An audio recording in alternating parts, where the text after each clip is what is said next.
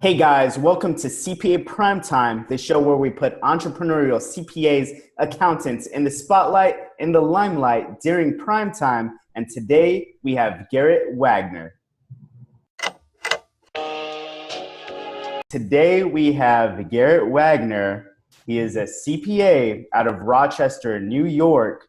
He specializes in the future of accounting as founder of C3 Evolution Group. And as host of the Entrepreneurial CPA show, Garrett, this is CPA Prime Time, okay?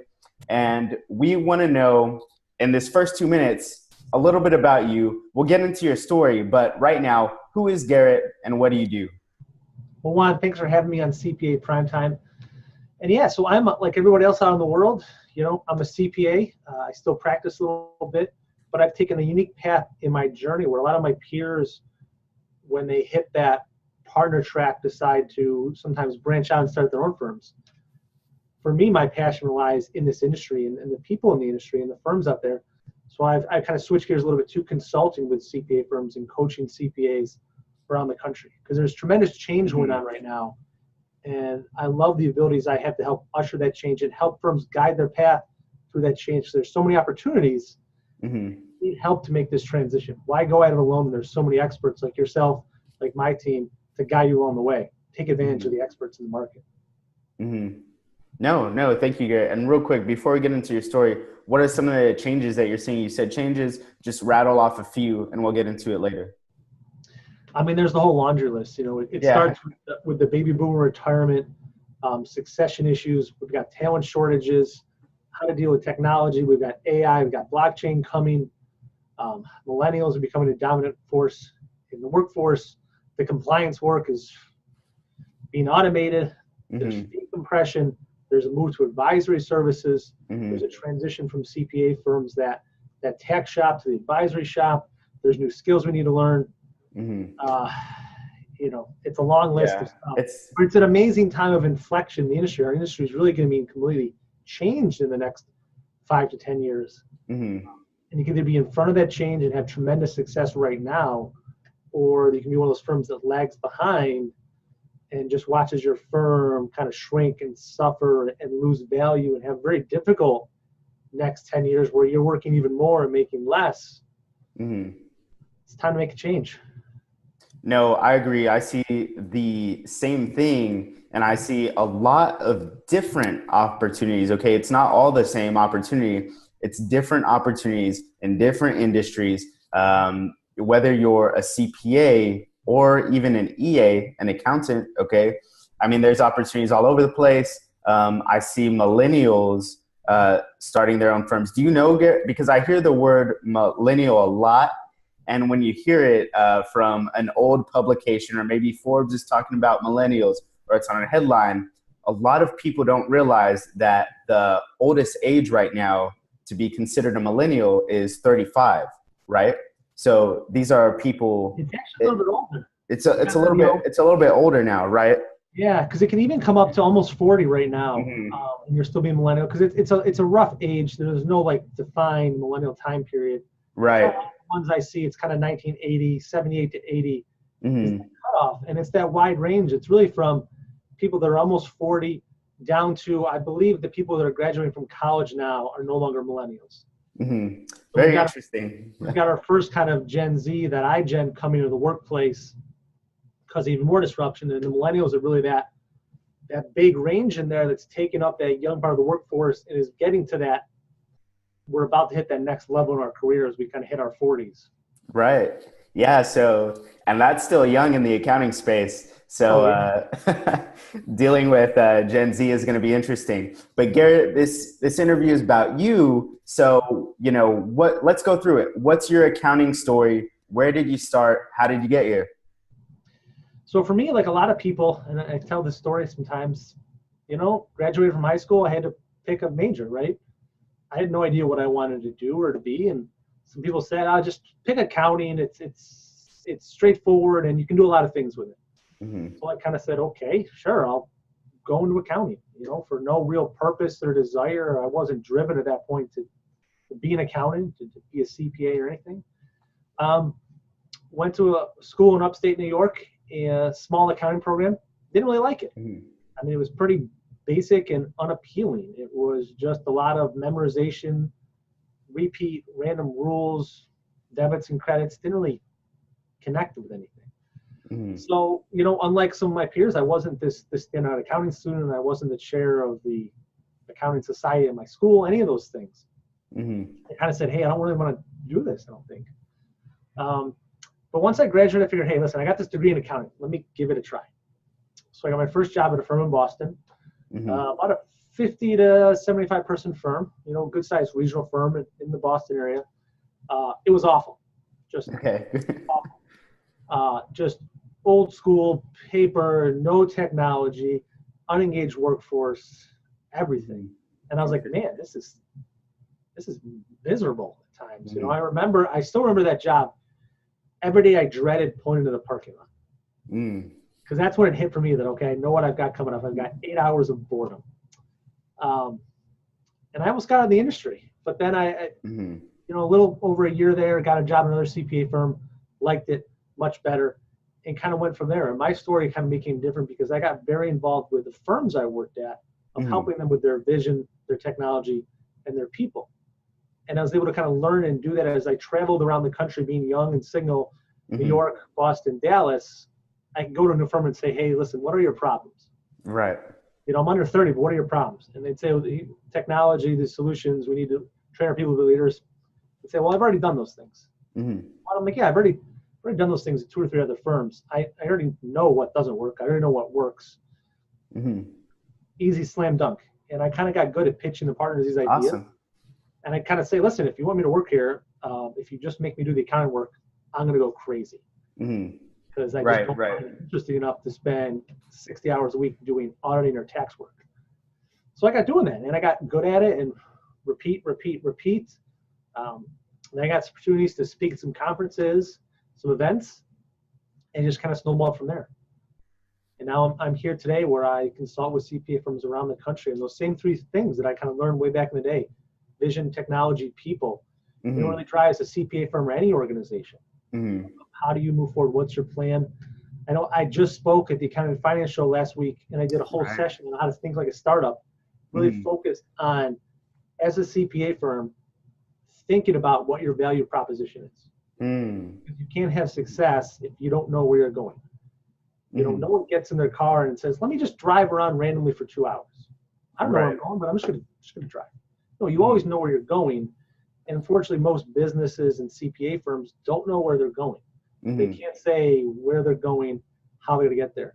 So I did a Mm-hmm. whole session focused on that, thinking about what's your value prop Mm-hmm. as a CPA firm, and then how do you execute that to actually have success.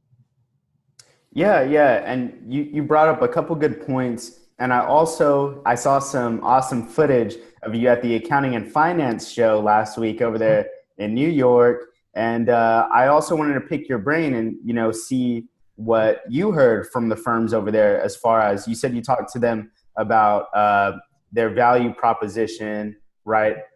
What did you see at the Accounting and Finance Show? Some nice highlights. I think in terms of my session I did, most firms in the audience didn't have a defined value prop. No one could really say what it is. And I see that across most firms Mm-hmm. in the accounting landscape is Mm-hmm. they don't have a vision. They don't have a value proposition. And real quick, I think that's a very tough, they put themselves in a very vulnerable position then, because accountants know that other accountants specialize in different things, but just a business owner in the city, they look at all the accountants and it's like, okay, what's different, right? Yeah, you can't be different or unique. And that's what, I do a lot of speaking around the country and some training. And, occasionally I'll give a talk like that and be in a room with a bunch of, 40 to 50 partners of mid-sized firms. And a lot of times one of them will, raise his hand, kind of the grumpy guy. He'll say, listen, let's be honest. Sure. Sir, what do you have to share? Because listen, there is zero difference between any of us in this room. We all are the exact same thing. And I'm like, to your point, that's exactly why you're all struggling. Because if you have no difference between the thousands of CPA firms in the country, why should a client pick you over somebody else? What value can you add in that situation to them? Mm-hmm. None. And that's why every company in the globe has a value proposition. They have a vision. They have a plan to attract their customers, why they're different. Mm-hmm. There's a reason why Walmart's different than Target, Mm-hmm. or Walmart's different than Nordstrom's. Of course. There's something different about every organization and company. They just need to find that. Mm-hmm. No, that's a really good point. And I just can't believe that they don't have their value proposition defined in such an industry where at least, even if it's not the same, the other business owners, they do think the accountants are the same, right? So, I mean, I talk about marketing and branding a lot. That's something that is very core to each and every one of my clients. That's something that's core to the business, is what value are we bringing to the market, making that value very apparent.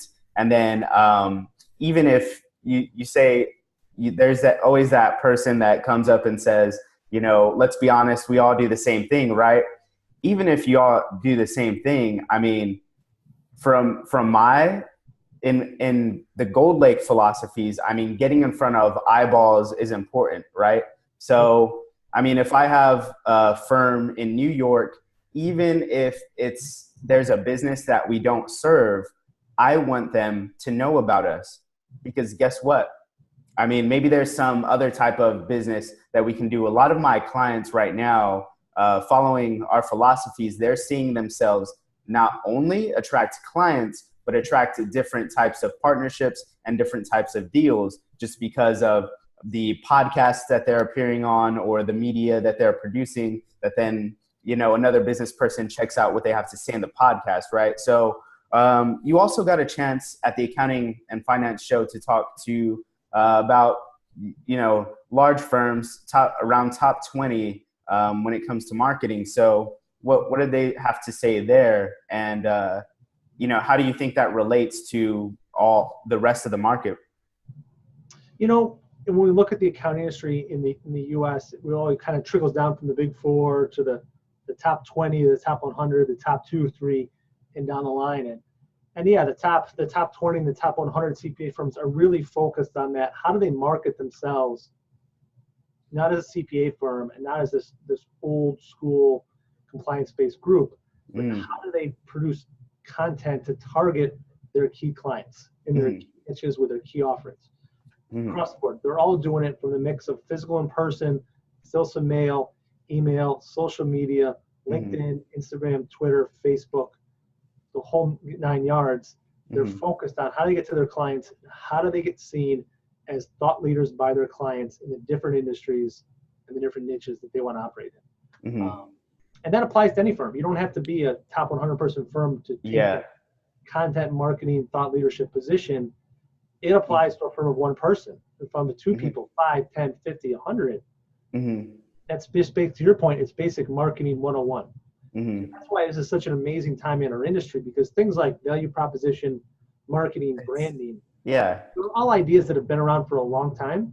It's just our industry, public accounting, has pretty much ignored them for the past 20, 30, 40, 50 years. So we have a very unique kind of disruptive change happening right now, where it's disruptive. There's tremendous change taking place, but it is disruptive change with some of these older theories and knowledge behind it. Like marketing and value proposition, emotional intelligence, they're not new. Just firms are finally starting to kind of embrace them inside their four walls. Exactly. And, I studied this market so much and the history of it before I jumped into it, right?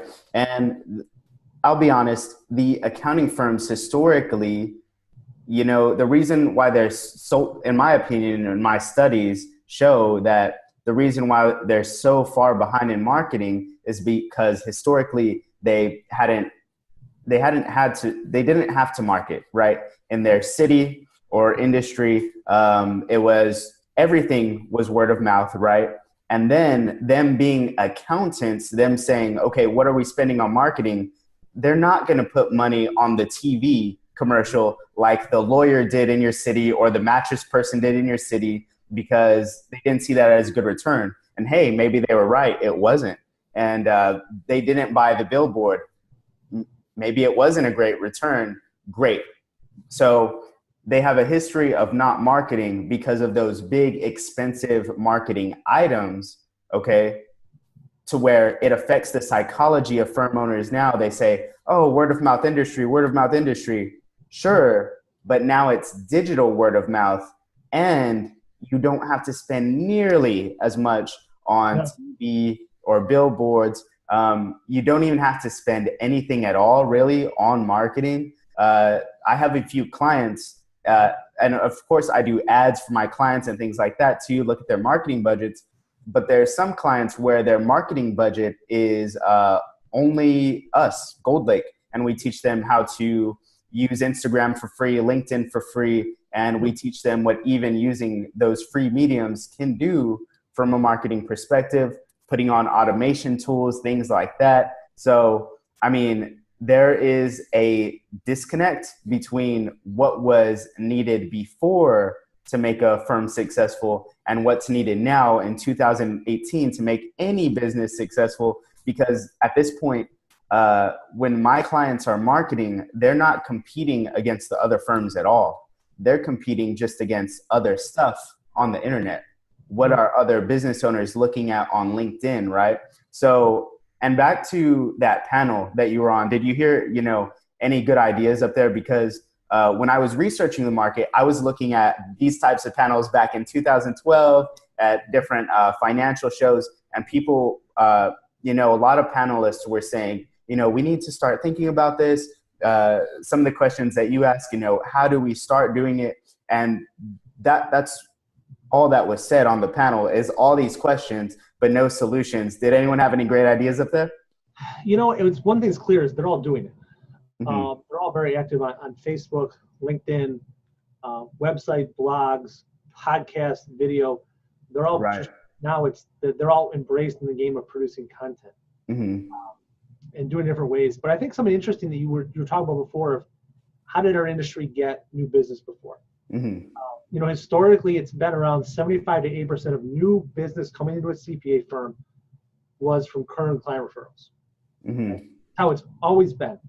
Mm-hmm. The industry belief was pretty simple. Well, that's what the statistics show.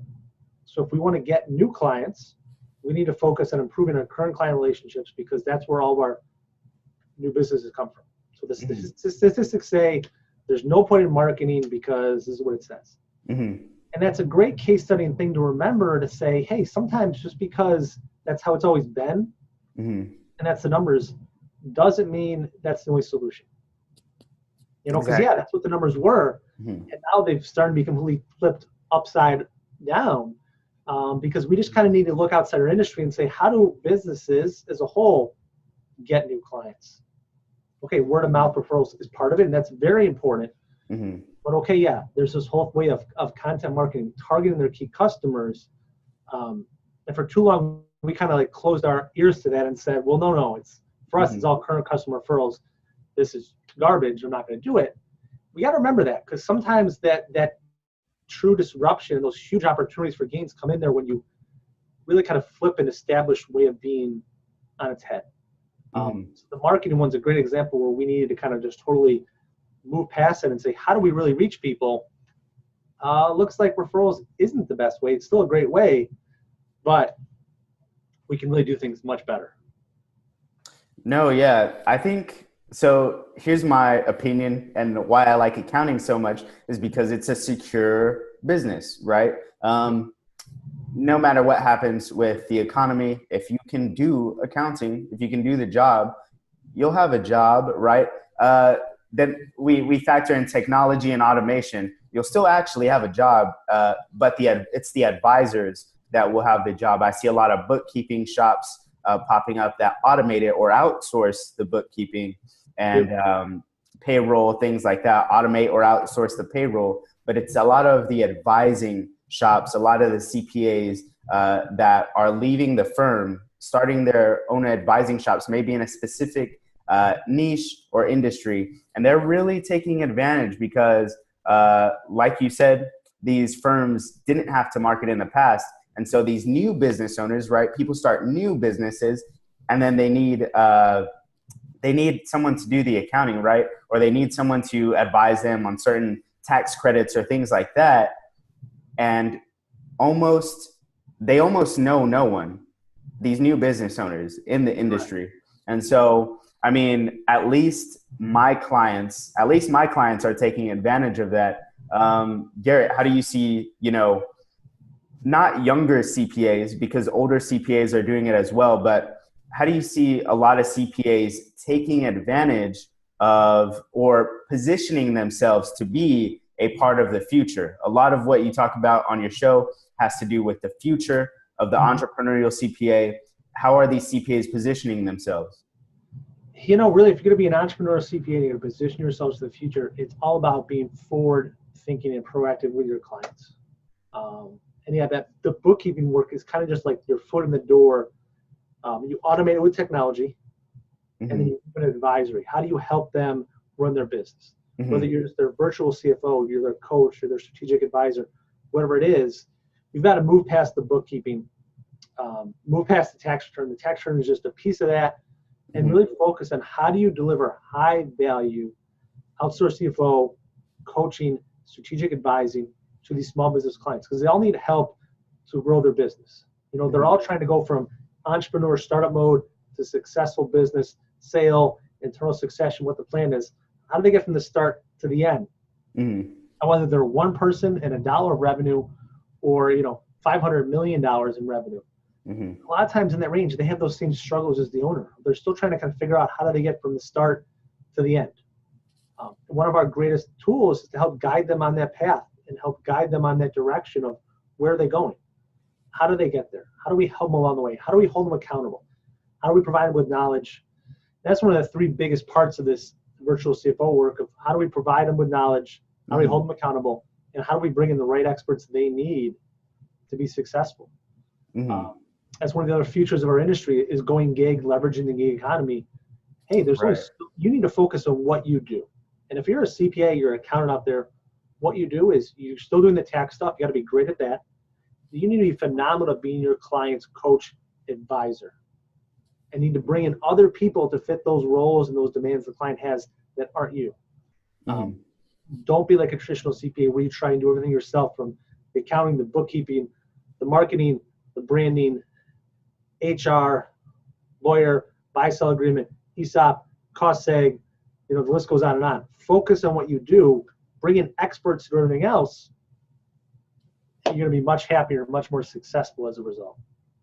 No, I think that's great advice. And I hope a lot of CPAs hear that because there's just so much opportunity. And there's going to be opportunity next year too, next summer, but there's more this summer. There's more starting now. So and there's opportunities every day with these clients that you work with, because that's the thing is we need to move past this once a year cycle of tax season or an annual audit. And really it's, hey, can I meet with my clients? The minimum's quarterly. The average is monthly. And the best is twice a month. That's a complete change from how it was before. It was just once a year. Right. The average needs to be once a month. And that makes a lot of CPAs and accountants uncomfortable. What do you mean I need to talk to my clients every single month? What do you talk about? No, you make a good point. And there's CPAs that I talk to and some of my clients that are, in fact, very happy that they get to talk to their clients all year, solve problems with them all year, tax plan through the summer appropriately so that they have all the documentation come tax time for a big tax credit, let's say. But, I want to give the audience something practical here. And going back to that panel where all those firms were saying, yeah, we're using Instagram, we're using LinkedIn. Did they say exactly how they were using it, or did they just say, yeah, we're using it? Yeah, so for them, and this is really marketing basic 101 of it starts with identifying who is their target client. So for a large firm, they might say, okay, our target client is medical practices. We're targeting general practitioner practices where there's 2 to 10 doctors that own a practice. Mm-hmm. That's our focus. Okay. We now know that. Then they look at, okay, what does those owners of the practice want to know? Mm-hmm. They want to know how to run their practice. They want to know how to manage their practice. What are the KPIs to run their practice, hiring and firing best practices, and tax consequences. Mm-hmm. So they figure out who their target is, they figure out what their target wants to know, and then they produce content that fits those first 2 points. Mm-hmm. And it applies, like I said, no matter what size you are and what focus you are, that's what it is. Who's your target market? What do they want to know? And then be seen as an expert for that content. Mm-hmm. You know, don't tell your doctors about great tips on QuickBooks. Right. They don't care about QuickBooks. Come on. They're going to put in whatever accounting software you tell them. You tell them how to grow their practice, how to make more money, how to avoid paying taxes. Yeah, make more money. That's the line. Yeah, that's generally the line. You know, how to deal with the billing issues, how to deal with the collection issues, how to deal with, you know, the Affordable Care Act. Tell them about those things that they care about. Mm-hmm. And all the accounting stuff we used to focus on falls by the wayside. You know, they're not producing these just generic form email campaigns or templates that they're buying from some of the big shops on, like, hey, here's a general tax update you can send out this quarter. It's focused on specific content created by their people. You know, some of them are using ghostwriters as well. Mm-hmm. You know, the CPAs help formulate the ideas and the ghostwriters just help write up the content. Of course. It goes out under a partner's name, but that's what it's about. It's who's your target, what do they want to know, get seen as an expert. No, I completely agree. And I think one thing that every CPA firm, accounting firm, bookkeeping shop has to think about when they are marketing is that as much as you want to put, you know, tax out there, 7 tax tips, right? There's a reason to do that. There's a reason to, you know, you should say your insights on the new tax changes that pertain to your industry, right? But you should talk about it in a way that's consumable, because one startling fact or statistic is that, you know, I've been asking my clients this past month if, you know, the offer that they're coming at their target market with, or the way that they're producing content, or what we're saying, I asked them very candidly, do you think the entrepreneurs that you're targeting even know what this means? Mm-hmm. And 9 times out of 10, I get a no from my client. And then so we say, okay, well, we're going to have to change something here and make it consumable. That doesn't necessarily mean we have to dumb it down. We can get very technical. My clients can get very technical talking on a podcast or with a PDF. But as far as, you know, interesting the masses or getting that attention, because before you get technical, right, before I'm drawing on the whiteboard back there, I have to get attention. And so myself, I'm doing that with the CPA PrimeTime show with different content that I put out, right? I'm not going in the details and actually showing people right now, or I haven't made any of these videos yet, showing exactly, okay, how to do the Facebook ad, or how to, press yes on the Instagram ad and target all the doctors in your city, right? I could, but an accountant and the accountants that I'm targeting, they're not going to want to sit through that, right? And I'll probably do some workshops sometime and fill it out. But that's what the accountants should do, is they should market they should market easily consumable content, okay? Being entertaining is not an option anymore. And say, well, how do I be entertaining? A lot of people think that just means funny, but that's very hard to do. How many good jokes do we have as accountants? Right. I mean, even though there might be some funny moments on my show here or in other CPA primetime shows, I'm not being funny. I'm just, you know, talking about things that accountants care about. So you're being authentic, and there's a cue that comes through that authenticity, because if we try and tell jokes, so for example, speaking of comedy and accounting, John Garrett, recovering CPA, awesome. funny man, tells accounting jokes. His job is to tell accounting jokes, and he is great at it. Awesome. But that's his job, is to tell accounting-related jokes. Mm-hmm. It's not our job. It's not my job. It's not your job. Right. Stay out of that. Avoid those accounting jokes. Leave it to the professional. And yeah, bring in your own humor, bring in your own personality, your own style into what you do. It helps make you you. And that's why sometimes, as we're doing this video conference right now, kind of, what's in our background, make it unique, make it personal to you. I've got a picture in the back over here. I've got a little picture on the side. I got a little bike there. This picture is from my favorite TV show. Awesome. Me and my partner, Dr. Sean, both big fans of it. So if when you're watching this on social media later on, hit us up in the comments if you know what show this is from. Comment below. Yeah, comment below. But yeah, add some of your personality to your background, because this kind of becomes your new virtual world and presence is what people see behind you. You can highlight that. Like you were kind of highlighting the whiteboard behind you. Hey, here's the whiteboard to engage my audience. Right. Make that backdrop represent you and part of who you are, because this is kind of my new social media presence, and a lot of my marketing and interacting with clients now is through this little window. I also talk a lot with my hands, and I find that I have to now put my hands to this like box. So sometimes when I'm not on like having these conferences, my hand motions are a little more like subdued to this box, and my wife's always like, "What are you doing?" I'm like, "I'm used to like I can't if I go past like keep it in frame like this, I can't see it." So like I'm just stuck in like Zoom conference mode right now. So it's a new fascinating world though, and it's so exciting and dynamic to have those opportunities to connect with people globally, not just in your hometown. If you're a CPA, you're an accountant, you're in an amazing profession. The future is literally at your fingertips to be as entrepreneurial as you want, and just pivot from being what was thought of as an old school accountant with a green visor, with little 10-key and stuff numbers up and doing good at math in their head, to being this phenomenal entrepreneurial CPA. Yeah, and that's what it's about. If you want to be an entrepreneurial CPA, you got to be able to leverage vision, problem solving. Okay, you got to be able to communicate and collaborate with your coworkers, your peers, your clients, those around you. You got to be flexible, because the challenges coming are unique every day. And you've got to, especially got to love to learn. I mean, that's a big part of what I do when I teach people to do is love to learn, consume knowledge, because it's going to power you forward. And you take those new skills, you combine it with your accounting knowledge, and you can evolve into a truly powerful advisor. But the most uncomfortable thing in making that shift is you have to stop being afraid to fail.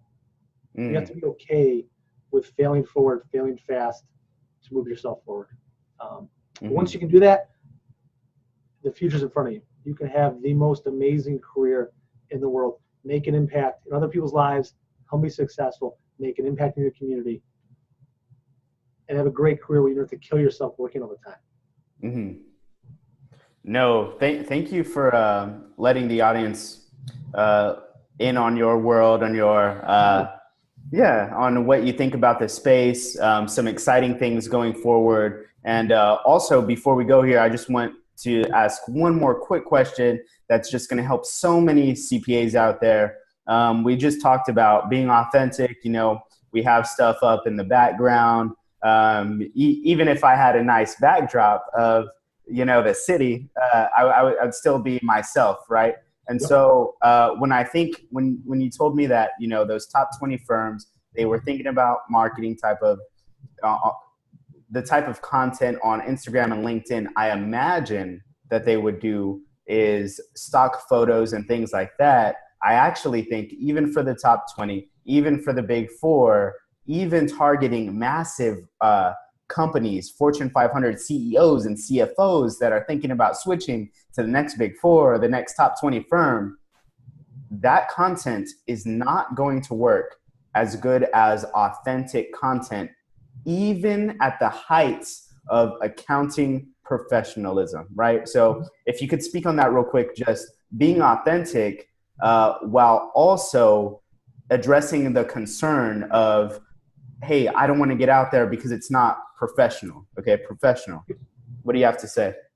I think the best example coming from the big firm mentality, there's a gentleman by the name of Tony Nitty. Tony is amazing. He's a frequent winner of the top technical tax writer of the year. So here's a guy recognized across the U.S. year after year of knowing his stuff from a technical standpoint. Works for Witham, Smith & Brown in New Jersey, a top 20 CPA firm. He also writes on a regular basis for Forbes. If you've read something about taxes on Forbes in the past 4 years, you've read Tony's stuff.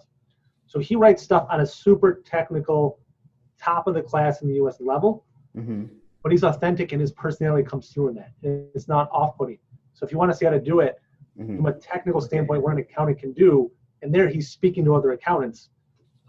Check out Tony's stuff. Just Google Tony Nitti, Nitti. Okay, I'll check him out.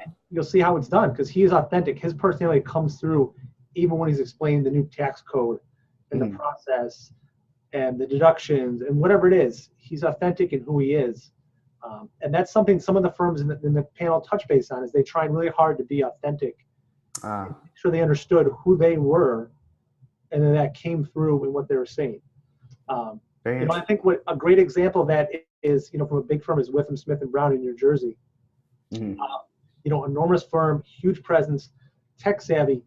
They have a number of people in their firm who are seen as U.S. and global thought leaders in different aspects.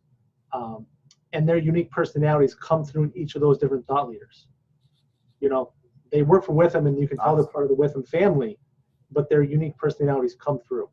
And I think that's part of being authentic and why it resonates. No, thanks for that, Garrett. Definitely look into them and look into that firm, see what they're doing. And I'm sure everyone at home will as well if they want to see how to do it right, how it's done right.